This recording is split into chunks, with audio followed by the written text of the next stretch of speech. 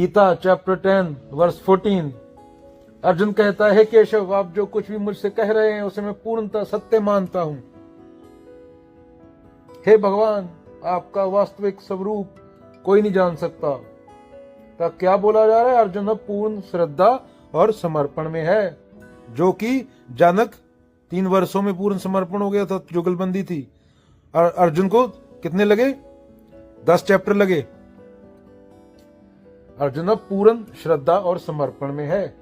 वह जान चुका है कृष्ण का स्वरूप केवल देह या व्यक्तित्व नहीं, बल्कि वह तो ब्रह्म है, जीवित उपस्थिति है। यह वाक्य बताता है कि ईश्वर को केवल वह जान सकता है जो अहंकार से मुक्त हो। देवता भी प्रकृति की शक्तियां हैं और दानव तो इच्छाओं से संचालित हैं। दोनों ही कृष्ण के वास्तविक स्वरूप को नहीं जान सकते। कोई बुद्ध जान सकता है जब सिद्धार्थ आइडेंटिटी खत्म हो गई हो और बुद्ध बच गया हो, वो बुद्ध हो गया हो। बुद्ध माने जिसके अंदर अहंकार नहीं है, जो इंटेलेक्ट से, बुद्धि से ऊपर उठ गया। तो कृष्ण ने को क्या बोला जा रहा है? शाश्वत सत्य। आपकी वाणी केवल सत्य नहीं, धर्म है, शाश्वत धर्म है। जैसे कोई व्यक्ति है जब जीवन की पीड़ा से टूटता है तब उसे कोई मौन सत्य का संकेत देता है, वह उस शब्दों को सिर्फ सही नहीं मानता बल्कि कहता है यह मेरे लिए जीवन की अंतिम सच्चाई है।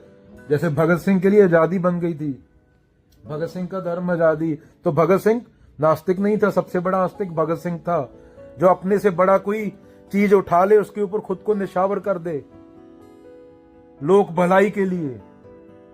अर्जुन भी अब उसी बोध में है। यहाँ कृष्ण की वाणी अब केवल सलाह नहीं, प्रकाश है, प्रकाश संकेतक बात है।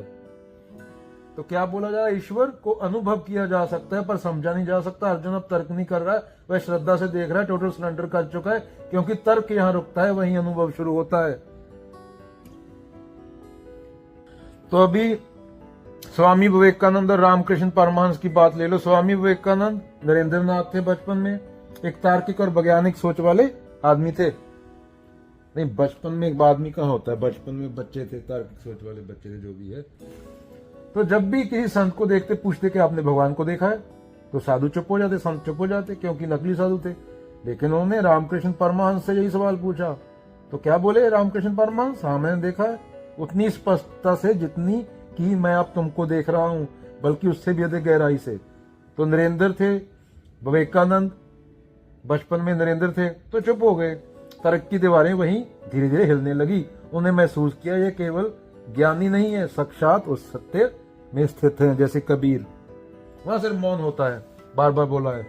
कबीर और बुद्ध मिले तो बात करने के लिए कोई विषय नहीं होगा, मौन है वहां।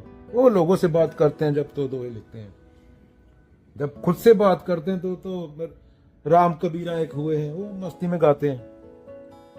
तो ये गीता से जुड़ा है श्लोक से। क्यों? जैसे अर्जुन कहता है, केशव मैं जान गया हूं तुम्हारा रूप सोच से परे है, तर्क से जान नहीं जा सकता। उसी तरह विवेकानंद को भी बुद्धि से नहीं, रामकृष्ण की उपस्थिति से उस सत्य का स्पर्श हुआ। उन्होंने धीरे धीरे कहना शुरू किया। विवेकानंद ने क्या कहना शुरू किया?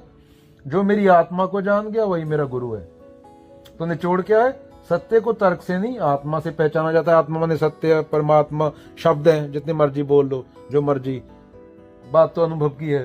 तो अर्जुन ने कृष्ण को जाना जैसे विवेकानंद ने रामकृष्ण को वाणी से नहीं, मौन के स्पर्श से। Silence is the language of God, all else is poor translation. Rumi poetry. चलो